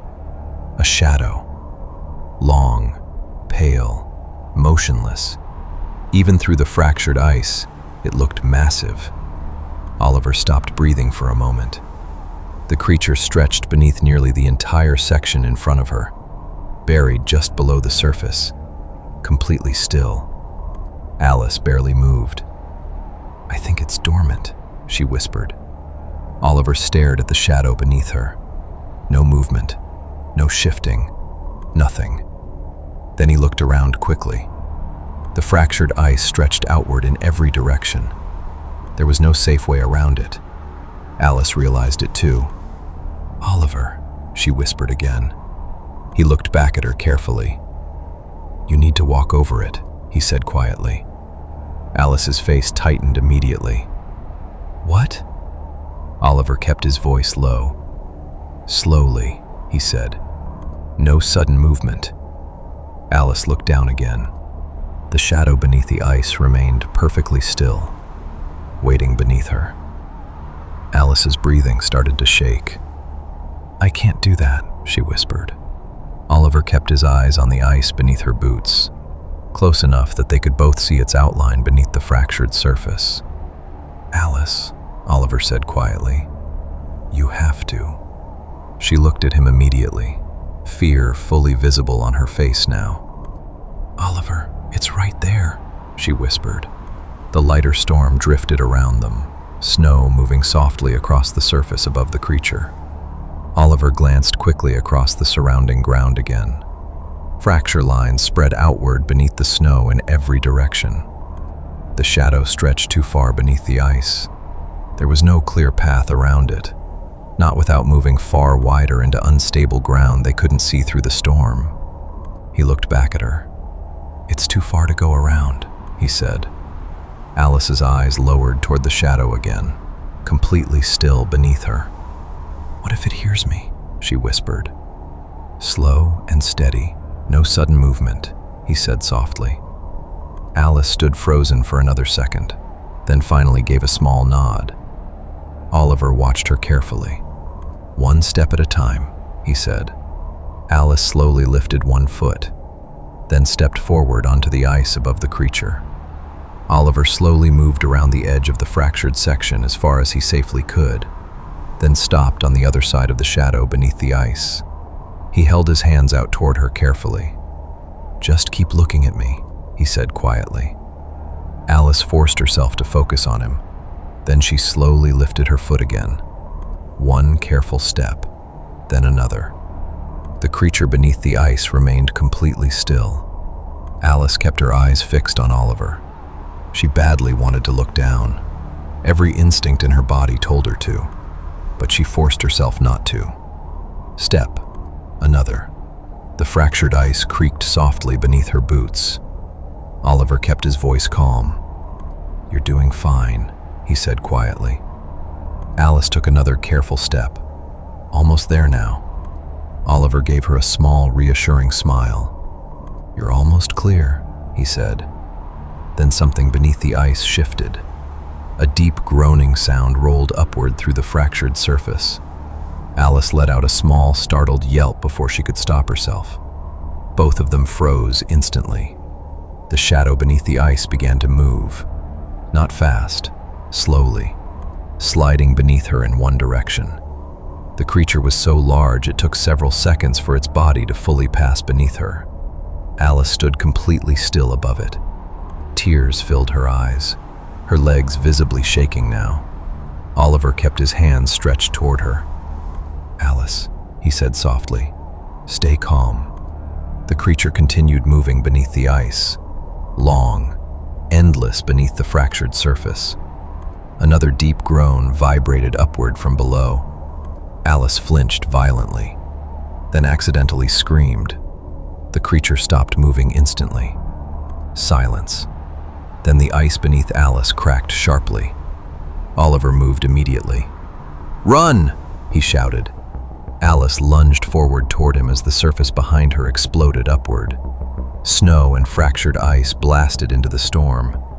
Something enormous surged beneath the surface after them. Fast now, no longer hunting carefully, chasing them. Alice lunged toward Oliver as the ice behind her shattered upward. Oliver grabbed her arm immediately. "Move!" he shouted. They ran. The surface behind them surged violently beneath the snow. Fast, much faster than before. A ridge pushed through the surface behind them, chasing them beneath the ice. Alice nearly slipped. Oliver caught her instantly. "Keep moving!" he shouted. The movement behind them was getting closer. Snow exploded upward behind them in violent bursts. Something enormous surged beneath the surface after them now. Alice heard Oliver suddenly stop behind her. She turned while still running. Oliver had ripped his backpack from one shoulder. He tore it open, then began throwing equipment across the ice in different directions. Metal climbing anchors, ice screws, spare tools. The objects skidded violently across the frozen surface. One to their left, another behind them, another farther out into the storm. Vibrations rolled outward beneath the ice in every direction. Then the creature made a sound beneath them. A deep, groaning vibration rolled upward through the snow. Different this time, agitated, confused. The movement beneath the surface suddenly shifted between the scattered impacts. Fast, uncertain. Oliver pulled the emergency flare from his pack, then fired it far out across the ice ahead of them. The flare struck hard against the frozen surface, burning violently in the storm. A sharp vibration echoed outward beneath the ice. Instantly, the ridge beneath the snow changed direction, racing toward the flare. Oliver and Alice split apart immediately, both of them moving in a wide arc around the burning flare through the storm. The flare hissed violently against the ice between them. Then the surface beneath it exploded upward. Snow blasted into the air around the flare. Something enormous surged partially through the fractured ice beneath it, long enough that neither of them could fully see where it ended before the storm swallowed parts of it again. The creature twisted violently around the burning flare, attacking the strongest vibration on the surface. Deep groaning sounds rolled upward through the ice as it tore through the fractured snow around it. Oliver kept moving through the storm. Alice mirrored him farther to the right. Neither of them looked at each other now. Both focused only on reaching the distant lights of their camp, while the creature stayed behind them, thrashing beneath the burning flare in the snow.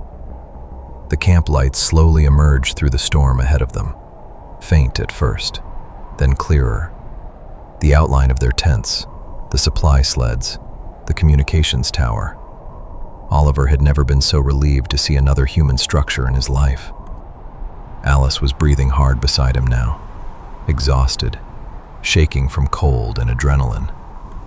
Neither of them stopped moving until they reached the edge of camp. Oliver immediately grabbed the radio from inside the main shelter. His gloves shook slightly as he keyed the transmitter. It took 3 attempts before anyone answered through the static.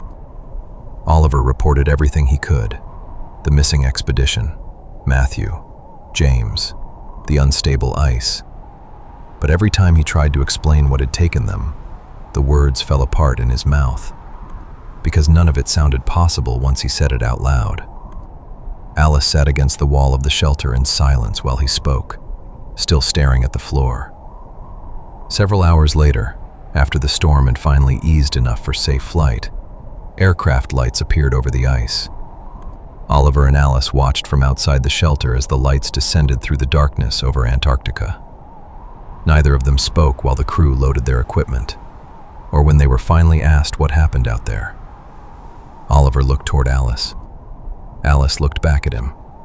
Then both of them looked out toward the endless white stretching beyond the camp. The Ellsworth Mountains sat silent again, empty, untouched beneath fresh snow. Alice finally lowered her eyes.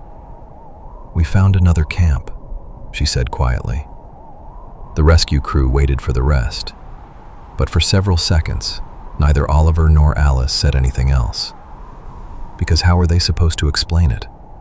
That something beneath the ice had hunted them, that it had learned to erase every sign it existed, that people had probably been disappearing out there for years while the storms covered everything up. None of it sounded real, even now. The rescue crew exchanged uncertain looks, assuming shock, exposure, trauma. Oliver didn't try to correct them, because part of him wished that was all it had been. The aircraft door slowly closed beside them, and far below the snow, buried somewhere beneath the endless Antarctic ice, something remained perfectly still once again, waiting for the next vibrations above it. I hope you enjoyed tonight's collection of wilderness stories. If you did, please subscribe for more original horror, and until next time, if you ever hear something moving outside your house at night, don't be too quick to look, because sometimes the dark is safer when you leave it unexplained.